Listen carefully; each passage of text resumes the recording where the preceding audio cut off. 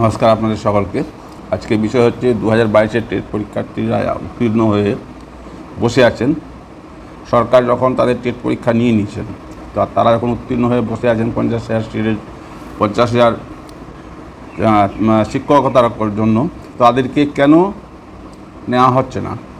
তাদের ইন্টারভিউটা কেন নিচ্ছে না? তাদের ইন্টারভিউ নিয়ে ক্লিয়ার করে তাদেরকে শিক্ষকতায় যুক্ত করা, তা না করিয়ে বসিয়ে রেখেছেন, যার জন্য আজকে আন্দোলন করছে।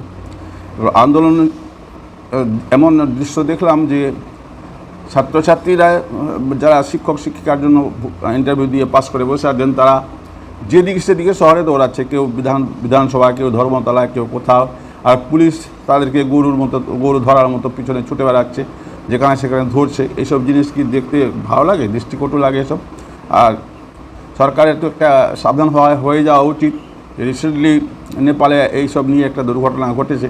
তাহলে আপনারা ছাত্রছাত্রীকে দিন যে এত তারিখ আপনাদের ইন্টারভিউর জন্য ছাড়া হবে, তো না দিয়ে আপনারা বসিয়ে রেখেছেন। কেন? পাস করে বসে আছে, অন্য কোনো কাজেও যেতে পারছে না, অন্য কোনো ডিসিশনও করতে পারছে না লাইফের।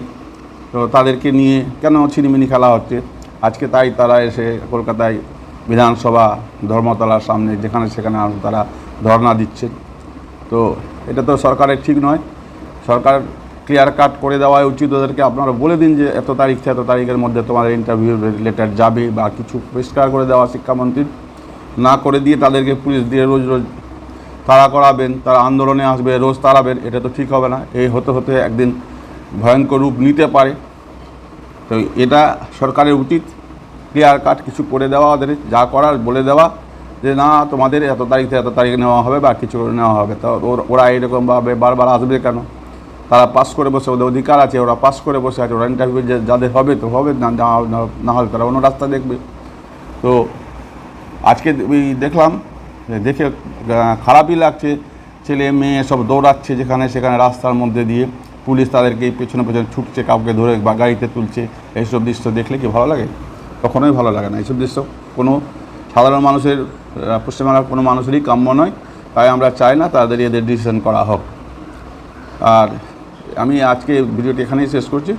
আপনাদের আমার ভিডিও ভালো লাগলে লাইক, শেয়ার, সাবস্ক্রাইব করবেন। আপনারা সকলে ভালো থাকবেন, সুস্থ থাকবেন। আমি এখানেই শেষ করলাম। নমস্কার।